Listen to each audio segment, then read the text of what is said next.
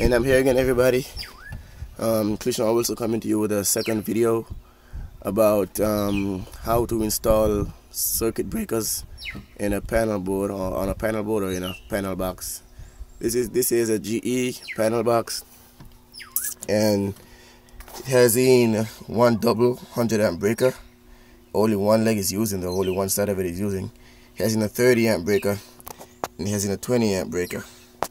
Now the 100 amp is just for overall protection from the pole, from the power company.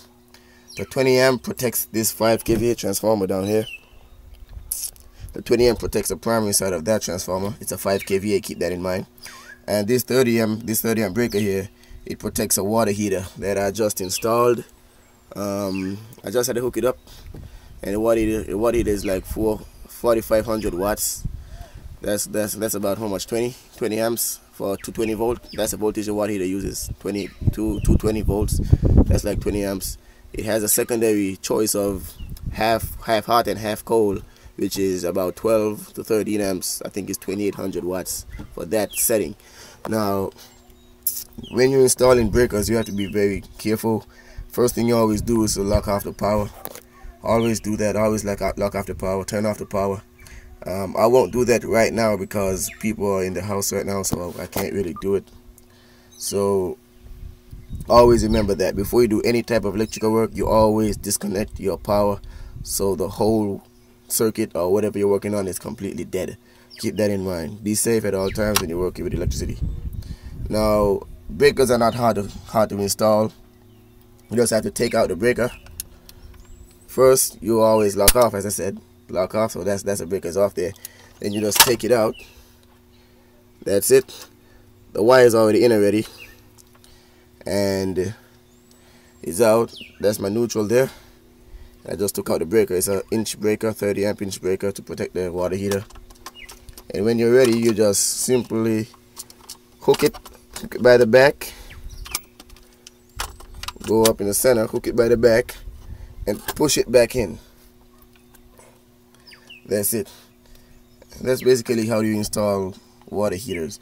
Circuit breaker, sorry. And remember, the 30 amp protects a water heater. That I decided not to use a 20 because I figured if they use it on full power, it would trip the 20. Because it's 20 amps, it may trip it. So I decided to go a bit above, and I used number 10 wire, American wire gauge, THHN 90 degrees Celsius. Number 10. This wire could take up to 40 amps. So it's more than safe for the water heater. The water heater pulls 20 maximum, and it's protected by a 30 amp breaker. So I just decided to give space in case they use anything from this panel box again.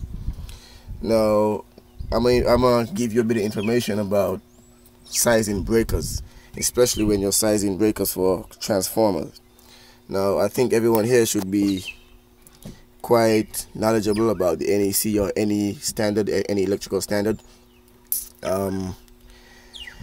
When you're sizing breakers for machinery or transformers, you always have to include the full load current of the primary and add 125%. You have to add 125% to your primary current to get your breaker size. Now, the previous electrician, he had a 20 amp breaker here to protect the primary side of a 5 kVA transformer. The primary side of 240, divide 240 into 5,000. That's going to give you how much? 20.8 amps. I think it's right down here. Hold on, wait a while. It should zoom in. Oh no, it's not zooming in. So normally it's 20 amps right here. Alright, that's it right there. On a 440 volt, you have 20.8 amps. On a 110 volt, you have 41 amps. So you normally protect your primary side at all times. Now, the previous electrician, he put a 20 amp breaker here. You can see the 20 right there.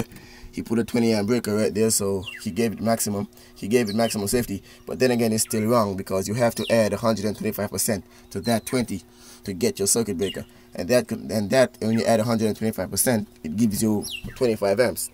The NEC says you can also, if you don't have a 25 amp breaker, you can also size up to the next allowable amperage breaker. So a 30 amp is supposed to be right there to protect this transformer. And all things should be there. That's how you do it. So remember that when you're sizing single phase and three phase transformers, you always add 125% to the primary amperage, and that would give you your circuit breaker. Now, the next thing I don't see inside here is a grounding bar. You don't see it inside here, just live and neutral. That's all it is, live and neutral. That's completely wrong.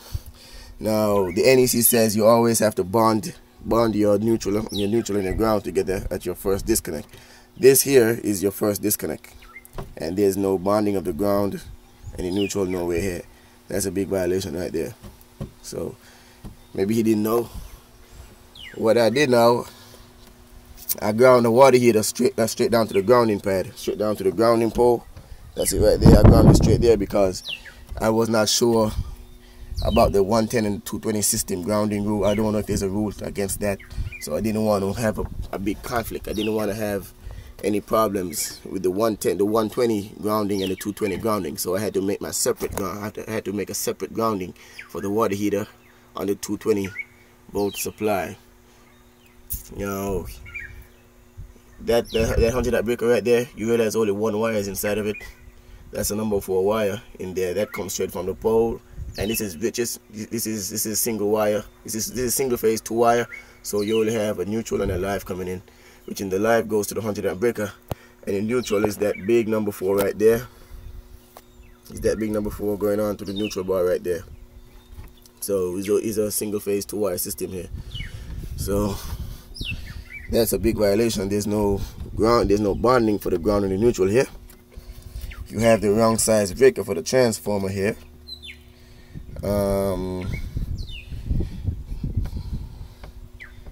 Another thing I see here, you can't really see it, but if you look at that leg, there, and that leg you see is a bit dark. It's a bit dark.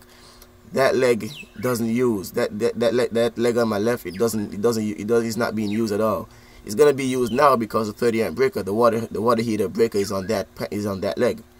But the leg out here is a bit black. It's very black. Because from Sister House of Wired, that's the only leg that the transformer takes current off of. So that's the next thing again. You have to keep checking and maintain these things. So because of the blackness, I decided to put the water heater breaker on the other leg, which is not being used, to don't really affect that. I didn't want to affect that anymore, so I had to put that on there. I had to put the water heater breaker on the other leg to prevent that.